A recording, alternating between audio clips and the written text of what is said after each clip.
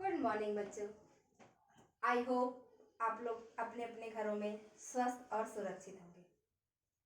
आज पूरा देश कोरोना से पीड़ित है, जिसके कारण पूरे देश में लॉकडाउन है। इसलिए हमारा अपना विद्यालय लिटिल फ्लावर स्कूल राप्ती नगर गोरखपुर ऑनलाइन क्लासेस शुरू किया है, जिसमें आप लोग अपने सभी विषय पढ़ेंगे, समझेंगे और उसके होमवर्क, एक्सरसाइज, क्वेश्चन आंसर भी कंप्लीट करेंगे। आप लोग इतना ज़रूर सहयोग कीजिएगा कि आप लोग हर वीडियो को क्लियरली और अच्छे से देखिएगा और उसको लिखिएगा। हम समझ सकते हैं कि आप लोग घरों में रहकर परेशान भी हो रहे होंगे और अपने स्कूल को मिस भी कर रहे होंगे। यहाँ के अपने फादर, टीचर्स और अपने फ्रेंड को भी आप बहुत मिस कर रहे होंगे। मैं संध्या पांडे आप लोगों को हिंदी पढ़ाऊंगी और हिंदी में दो है, एक हिंदी 1 है और दूसरा हिंदी 2 है। हिंदी 2 निहारिका है, जो ब्रह्म प्रकाशन की पुस्तक है, अभी अवेलेबल नहीं है, परंतु आप लोगों के पास हिंदी 1 अर्थात हिंदी व्याकरण एवं रचना, ये पुस्तक अमृता प्रकाशन की है और आप लोगों तक पहुंच गई होगी। अगर नहीं भी पहुंची होगी तो पहुंच जाएगी, क्योंकि होम डिलीवरी शुरू हो गई है। हम लोग हिंदी 1 पढ़ेंगे और जिसका पहला पाठ है भाषा एवं व्याकरण। ये पुस्तक है, आप लोग एक बार देख लें, हिंदी व्याकरण एवं रचना। ये हिंदी 1 है और आप लोग जब भी वीडियो देखने बैठे, कोई भी सब्जेक्ट हो, तो बुक, कॉपी और पेंसिल इतना जरूर लेकर बैठे, क्योंकि कभी कभी बहुत ऐसे इंपॉर्टेंट टॉपिक होते हैं, उसमें नोट्स होते हैं जो आपको नोट करना अनिवार्य होता है। इसलिए आप रफ कॉपी ही, अगर आपके पास पूरी बुक कॉपी नहीं मिली है तो आप एक रफ कॉपी और पेंसिल ही लेकर बैठे, लेकिन कॉपी और पेंसिल जरूर लेकर बैठे। आप लोग वीडियो को देखें और अगर देखने में आपको कोई परेशानी होती है तो आप इस वीडियो को डाउनलोड भी कर लेते हैं, क्योंकि बहुत सारे बच्चों को आई प्रॉब्लम भी होगी, जो मोबाइल पे कंटिन्यू देखते रहने से उनको प्रॉब्लम होगी। तो आप लोग इसको डाउनलोड भी कर सकते हैं और डाउनलोड करके बिग स्क्रीन जैसे टीवी, लैपटॉप, उस पर भी देख सकते हैं। हिंदी 1 जो हम लोग पढ़ेंगे उसमें पहला पाठ है भाषा एवं व्याकरण। भाषा एवं व्याकरण अर्थात पहले हम पढ़ेंगे भाषा। भाषा किससे कहते हैं, यही हमारा आज का टॉपिक होगा, भाषा। भाषा क्या है? What is language? भाषा किसे कहते हैं? पहले हम ये जान लें कि भाषा क्या है। भाषा एक माध्यम है। क्या है? माध्यम, जो हमारे और आपके विचारों को एक दूसरे तक पहुंचाता है, वही है भाषा। लेकिन भाषा को हम विस्तार से जानेंगे। ये जो संसार है, संसार में बहुत सी भाषाएं हैं और अपने अपने देश की अलग अलग भाषाएं हैं। अपने देश में लोग अलग अलग भाषाओं का प्रयोग करते हैं। जैसा हमारा ही देश है भारत। भारत जो है बहुभाषी देश है। क्यों? क्योंकि यहाँ पर अनेक भाषाएं बोली जाती हैं। एक भाषा नहीं, अनेक भाषाएं बोली जाती हैं। और हमारे संविधान में 22 भाषाओं को मान्यता मिली है। कितनी? 22 भाषाओं को, यानी 22 लैंग्वेज हमारे संविधान में उनको मान्यता मिली है। उसके अलावा भी बहुत सी ऐसी भाषाएं हैं जिनका प्रयोग हमारे यहाँ के लोग करते आ रहे हैं। आज हम लोग भाषा के बारे में पढ़ें और पहले यही जानें कि भाषा क्या है। भाषा, जैसे हम अगर कुछ बोलते हैं और सुनते हैं, वही भाषा होती है। जैसे प्राचीन काल, मतलब पुराने समय में भाषाओं का प्रयोग हमें कब पता चला कि भाषाएं क्या होती है? पहले लोग सांकेतिक भाषा का प्रयोग अधिक करते थे। क्योंकि उनकी सभ्यता और संस्कृति का उतना ज्ञान नहीं था। परंतु जैसे जैसे हमारा देश विकास की ओर अग्रसर हुआ, मतलब आगे बढ़ा, वैसे वैसे वह सभ्यता की ओर आगे बढ़ा और अपने भाषा और रहन सहन, संस्कृति इत्यादि के बारे में अपना पता लगाया। हम लोग जानते हैं कि भाषा किसे कहते हैं। जैसे माना कि हम आपको पढ़ा रहे हैं या हम आपके सामने बोल रहे हों और आप हमारी बातों को सुन रहे हैं, हम अपनी बातों को आपके सामने रख रहे हैं और आप हमारी बातों को सुन रहे हैं, यही है भाषा। क्यों? क्योंकि भाषा जो है वह मन के भावों और विचारों को दूसरों तक पहुंचाता है। अर्थात जिस साधन के द्वारा हम अपने भावों और विचारों को दूसरों तक पहुंचाते हैं और दूसरों के भाव एवं विचारों को स्वयं समझते हैं, वही है भाषा। भाषा जिसे आप प्रतिदिन हर पल प्रयोग करते हैं, चाहे वह बोलकर, लिखकर, सुनकर या पढ़कर। भाषा के चार मौखिक मतलब चार उसके स्तंभ हैं: बोलना, पढ़ना, लिखना, सुनना। यह उसके चार स्तंभ है। इसके बिना भाषा अधूरी, अर्थात इन्हीं चार स्तंभों पर भाषा टिकी हुई है। भाषा आपने समझा, जैसे कि माना एक कक्षा है, आपका ही क्लास है 4, उसमें एक अध्यापक आते हैं, सपोज भाई मैं ही आती हूँ और आपको पढ़ा कर चली जाती हूँ। अब मेरे पढ़ा कर जाने के बाद आपके मन में जो भावना उठी, उसको जब आप अपने फ्रेंड, अपने दोस्त के साथ जब शेयर कर रहे हो, उसको बता रहे हो, तो आप किसी माध्यम से बताएं, और वह माध्यम क्या होगा? बोल कर ही अधिक बताएंगे। क्योंकि जो बोलने की भाषा जो मौखिक होती है वह हम अधिक से अधिक प्रयोग करते हैं। लिखित जो होता है उसको हम कम प्रयोग करते हैं। क्यों? क्योंकि लिखित जो होता है उसको हम कम समय में अधिक बातों को नहीं लिख सकते, लेकिन जो मौखिक रूप होता है उसमें हम कम समय में अधिक विचारों को प्रकट करते हैं। सपोज आपके टीचर पढ़ा के जाते हैं और आपके अपने जो विचार हैं वो अपने फ्रेंड के साथ, अपने दोस्त के साथ शेयर करते हैं कि बताइए मैम तो आज ऐसा समझाई कि हमको पूरा समझ में आ गया। तो वो जब आपकी बातों को सुने तो वह भी रिप्लाई किए, वो बताएं आपको कि हाँ सच कह रहे हो, क्योंकि मैम ने जो हमें बताया वो हमें समझ में आ गया। अर्थात आप एक दूसरे से जो बात कर रहे हैं वही भाषा है, वही है भाषा। चाहे हम उसको बोलकर बता रहे हैं, जैसे आप पुस्तक ही है, आप पुस्तक पढ़ रहे हैं, अपनी पुस्तक ले लिया और मम्मी ने बोला कि बेटा रीडिंग करो, आप बैठ गए रीडिंग करने। आपने पुस्तक उठा ली, मम्मी ने बोला बेटा रीडिंग करो, मम्मी ने बोला और आपने सुना। यह भी एक भाषा था, यह भी एक भाषा थी। क्यों? क्योंकि मम्मी की जो विचार है वो आप तक पहुंचाए गए और आपने क्या किया? आपने पुस्तक उठाया और पढ़ना शुरू कर दिया। यह भी एक भाषा है। क्यों? क्योंकि आप भी उस पुस्तक के विचारों को, उसकी भावनाओं को समझने की कोशिश कर रहे हैं। अर्थात जो हम प्रतिदिन की दिनचर्या में करते हैं भाषा है। क्यों? क्योंकि जब हम बोलते हैं तो हमारे मन में कोई विचार होता है जिसको हम प्रकट करते हैं, और जब हम प्रकट करते हैं हमारी भावना जो होती है वही तो है भाषा। भाषा को हम इसमें लिखे हुए चीज को पढ़कर रट कर नहीं समझ सकते। क्यों? क्योंकि भाषा हमारा साधन, हमारा माध्यम है जिसको हम प्रतिदिन प्रति पल प्रयोग करते हैं।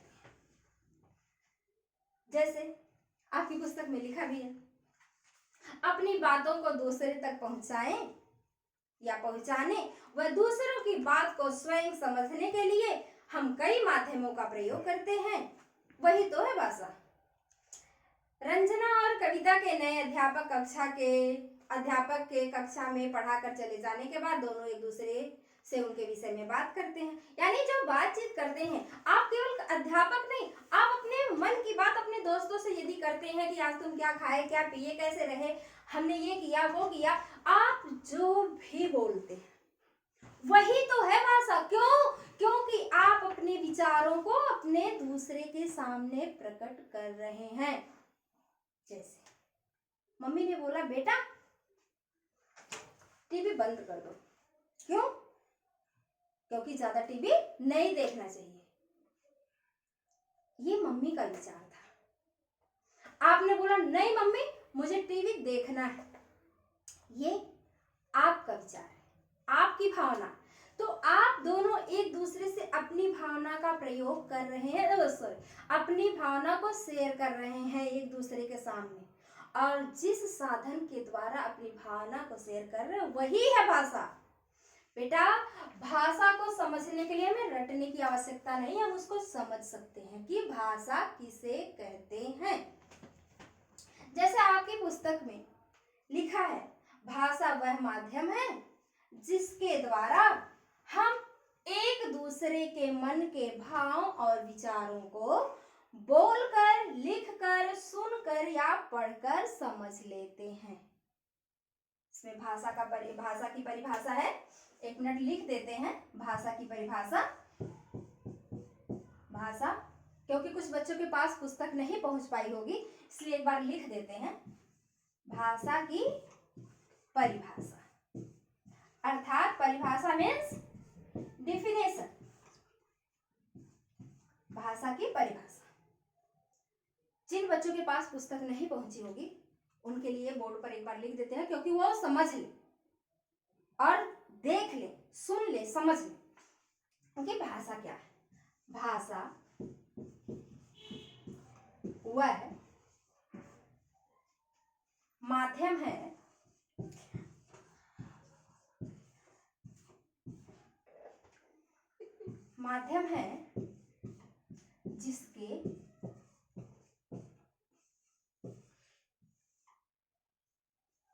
जिसके द्वारा हम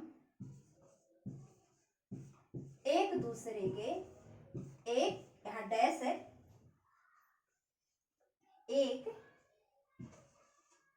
दूसरे के मन के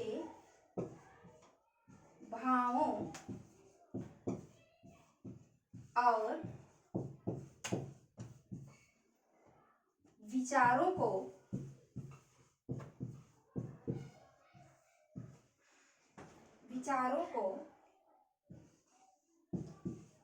बोलकर, सुनकर,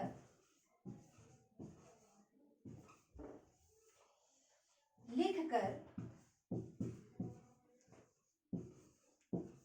और पढ़कर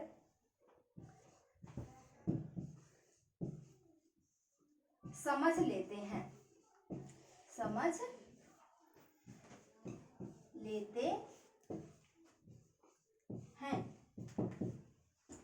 ये मैंने लिख दिया इसलिए क्योंकि बहुत सारे बच्चों के पास पुस्तक नहीं पहुंची होगी।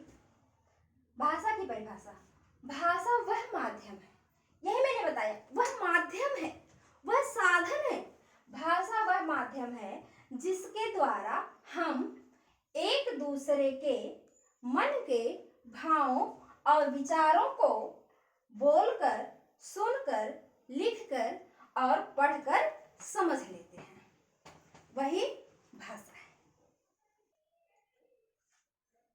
तो आप इसको समझ लिए होंगे कि भाषा किसे कहते हैं। अब हम आपको बताएंगे कि भाषा के कितने प्रकार होते हैं और भाषा के जो प्रकार हैं वह किस प्रकार से हम उसका प्रयोग करते हैं। भाषा के प्रकार जान लेते हैं कि भाषा के कितने प्रकार होते हैं और उसका हमारे दैनिक जीवन में क्या प्रयोग है।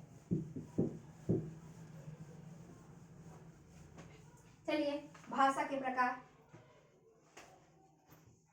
भाषा के प्रकार,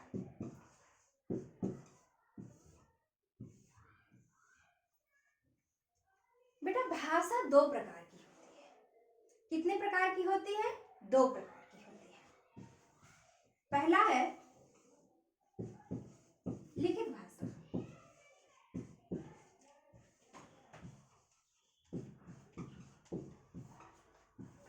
और सेकंड मौखिक भाषा।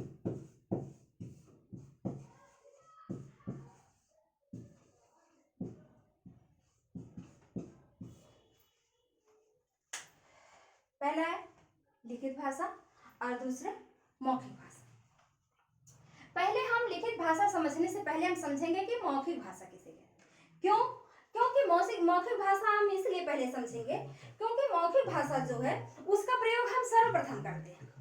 बच्चा जो ही भाषा का प्रयोग करता है, पहली बार बच्चा जो भाषा का प्रयोग करता है तो वह किसका प्रयोग करेगा? मौखिक का। क्योंकि बच्चा लिखना शुरू से नहीं जानता, पढ़ना शुरू से नहीं जानता, बोलना शुरू करता है। बच्चा पहला शब्द माँ बोलना शुरू करता है और जब माँ वो बोलता है तो वह पहले ही मौखिक भाषा का प्रयोग करता है। अर्थात जो मौखिक भाषा है वह बच्चा सर्वप्रथम प्रयोग करता है, इसलिए हम इसको पहले समझेंगे।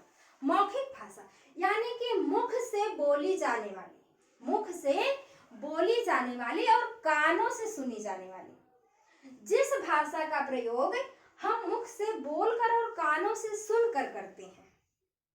जैसे अभी हम बोल रहे हैं, मुख से बोल रहे हैं और आप क्या कर रहे हैं? कानों से सुन रहे हैं।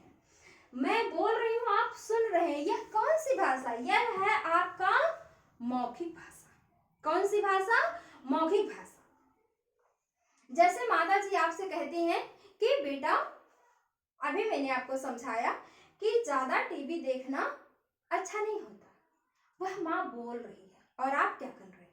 सुन रहे हैं। आप सुन रहे हैं, वह बोल रही है, तो कौन सी भाषा है? वह मौखिक है। क्यों?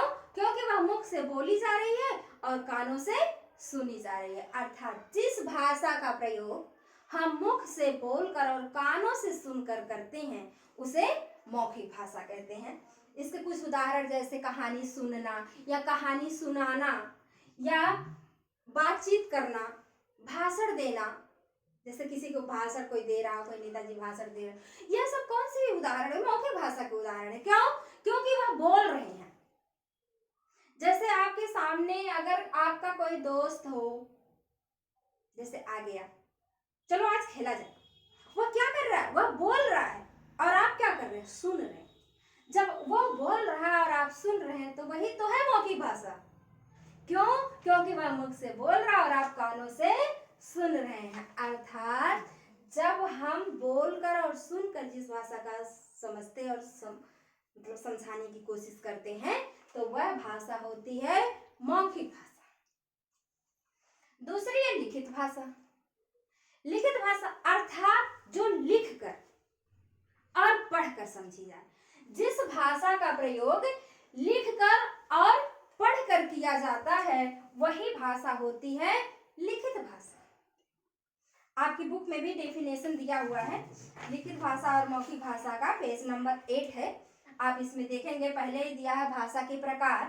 भाषा दो प्रकार की होती है, पहला है लिखित भाषा और दूसरा है मौखिक भाषा। जब हम लिखकर अपने भाव और विचारों को व्यक्त करते हैं तो वह भाषा का लिखित रूप कहलाता है। इसमें सिंपल लैंग्वेज में लिखा है कि जब हम अपने विचारों को या भावों को लिखकर दूसरों तक पहुंचाते हैं तो वही लिखित भाषा होती है। लिखित रूप से भाषा को सुरक्षित रखा जा सकता है। इस सीखने के लिए सतत अभ्यास की जरूरत होती है, जो आप कर रहे हैं। जो हम अभ्यास कर रहे हैं लिखने और पढ़ने की, यही है लिखित भाषा। क्यों? क्योंकि लिखित भाषा को हम बोल कर नहीं समझ सकते, उसको हमें लिखने की जरूरत होती है, अभ्यास करने की जरूरत, प्रैक्टिस की जरूरत होती है, जो हम बचपन से करते आ रहे हैं। जैसे आप LKG में थोड़ा सा पढ़े, लिखें, UKG में आए तो थोड़ा सा, और जैसे आप LKG में क ख ग घ से ज्ञा तक पढ़े, फिर आप जब UKG में आए तो दो वर्डों के शब्द बनाना सीखे, और जब आप 1 में आए तो आप थोड़े से सेंटेंस बनाना, एक लाइन बनाना सीखे। उसी तरह आप क्या कर रहे हैं? अभ्यास कर रहे हैं। क्या कर रहे हैं? अभ्यास कर रहे हैं। तो लिखित भाषा को प्रयोग करने के लिए हमें अभ्यास की आवश्यकता होती है। परंतु मौखिक भाषा की क्या खासियत है, मौखिक भाषा के बारे में भी जान लेते हैं। पहले लिखित भाषा, हाँ, अभी समझा रहे थे कि लिखित भाषा जो है वह अभ्यास के साथ साथ एक उसकी सबसे बड़ी खासियत क्या है? आपको बताएं कि जो लिखित भाषा होती है उसको सुरक्षित रखा जा सकता है, क्योंकि जितने भी महापुराण, उपनिषद या फिर जो भी ग्रंथ, हिंदी साहित्य या किसी और लिटरेचर की जितने भी साहित्य रखे गए, सब लिखित रूप से प्रमाणित रखे गए। क्यों? क्योंकि मौखिक भाषा का कोई प्रमाण नहीं होता। जो लिखित भाषा होती है उसका प्रमाण होता है और उसी के माध्यम से साहित्य को सुरक्षित रखा जा सकता है। अर्थात लिखित भाषा की सबसे बहुत महत्वपूर्ण बात यही है कि लिखित भाषा को सुरक्षित रखा जा सकता है, प्रमाणित किया जा सकता है, परंतु मौखिक भाषा को नहीं। जैसे अगर आपका ही फ्रेंड है, आपके ही लैंग्वेज में बताते हैं कि आपका कोई दोस्त है और आपको वह एक पेंसिल दे देता है और कहता है कि मैं तुम्हें पेंसिल दे रहा हूं, कल दे देना। आप कहते हैं कि क्यों? आप कल आते हैं स्कूल और उसको पेंसिल नहीं देते हैं। वो कहता है मेरा पेंसिल दो, कल लिए थे। आप कहेंगे क्या प्रमाण है आपके पास कि मैं आपका पेंसिल लिया था? क्यों? क्योंकि उसके पास कोई प्रूफ नहीं है, कोई प्रमाण नहीं, कोई साक्ष्य नहीं है कि वो आपको बता सके कि वह आपको पेंसिल दिया था। परंतु यदि वही आप क्या करते हैं, कुछ लिख कर रख देते हैं कि वही आप अपनी ही राइटिंग में लिख देते हैं कि मेरा दोस्त मुझे पेंसिल दिया, तो उसके पास क्या है? प्रमाण है, साक्ष्य है, और वह कल को कह सकेगा कि तुम ही मेरा पेंसिल लिए थे क्योंकि तुम लिखे हो। तो यह आपका एक साक्ष्य है। तो लिखित भाषा की सबसे बड़ी बात यही है कि उसे सीखा जा सकता है अभ्यास से और उसको सुरक्षित रखा जा सकता है। और मौखिक भाषा की क्या खासियत है उसके बारे में भी जान सकते हैं कि उसका क्या लाभ है। उसका यही है कि कम समय में अपने विचारों को अधिक प्रकट कर देना, यानी कि कम से कम समय में अधिक बातों को कह देना ही मौखिक भाषा की सबसे बड़ी खासियत है। और जो मौखिक भाषा है वह कम समय में अधिक विचारों को व्यक्त करता है, परंतु लिखित भाषा ऐसा नहीं कर सकता। क्यों? क्योंकि जो मौखिक भाषा है बेटा, मौखिक भाषा आप प्रतिदिन प्रतिपल प्रयोग करते हैं। आप सुबह से लेकर शाम तक मौखिक भाषा का ही प्रयोग करते हैं। अगर आप उतने विचारों को लिख कर प्रकट करना चाहें, नहीं कर सकते, क्योंकि आपको हर पल पहले नंबर तो पेन और कॉपी लेके घूमना पड़ेगा, दूसरे नंबर आपको लिखने के लिए समय चाहिए, जगह चाहिए। लेकिन मौखिक भाषा आप कहीं भी, कभी भी, किसी भी समय प्रयोग कर सकते हैं। तो मौखिक भाषा की सबसे बड़ी खासियत क्या है? यह है कि कम समय में अधिक बातों को प्रकट कर देना। इसका एक अवगुण भी है, और वो क्या है? इसका कोई प्रमाण नहीं है। परंतु लिखित भाषा का सबसे बड़ा गुण क्या है? कि वह सुरक्षित रहता है। और उसका सबसे बड़ा अवगुण क्या है? कि वह ज्यादा समय में कम बातें ही प्रकट कर सकता है। तो इस तरह हम लिखित भाषा और मौखिक भाषा को समझे। एक बार आप इसको फिर से अपनी पुस्तक को पढ़िएगा और यह समझिएगा कि लिखित भाषा और मौखिक भाषा जो मैम ने समझाया है, कहाँ तक हम उसको समझ पाए हैं। यदि आप नहीं भी समझ पाए होंगे तो वीडियो को फिर से देखिएगा, और अगर तब भी समझ में नहीं आया तो स्कूल खुलने के बाद आपको इसको स्पष्ट अवश्य कर देंगे, वो इसको स्पष्ट कर देंगे कि लिखित भाषा और मौखिक भाषा में क्या है।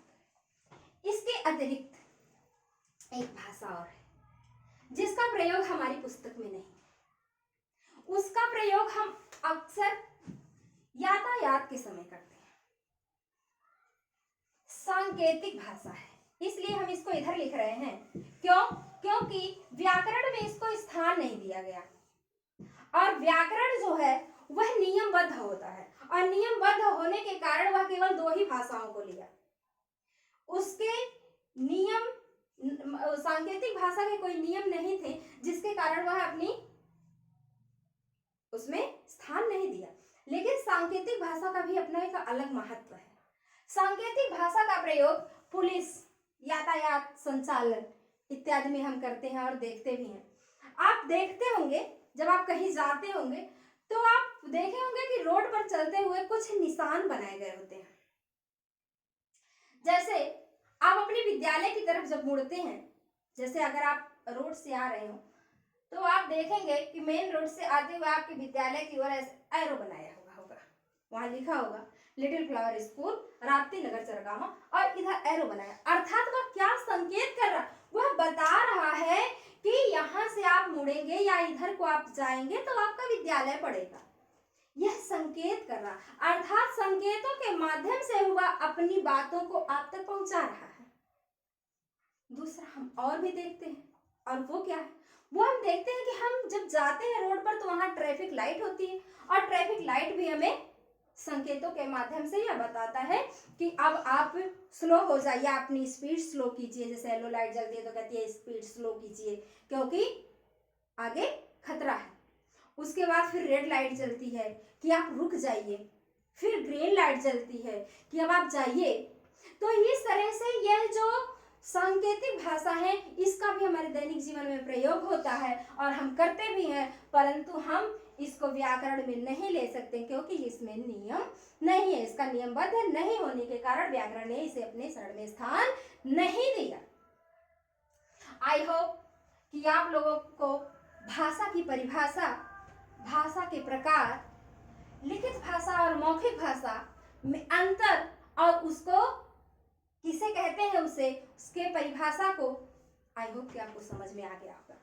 पर इसको हम वो जान लेते हैं कि इसके उदाहरण भी एक दो जान लेते हैं। जैसे कहानी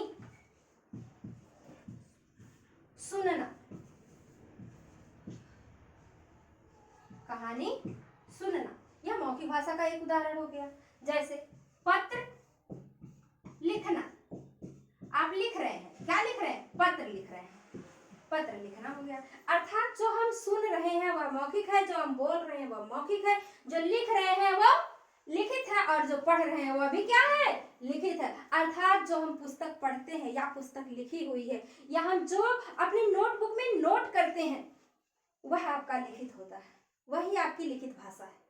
और जो आप बोलते हैं और दूसरों को समझाते हैं या दूसरे के विचारों को समझते हैं वही आपकी मौखिक भाषा है। अर्थात आपको लिखित और मौखिक भाषा भी समझ में आ गया।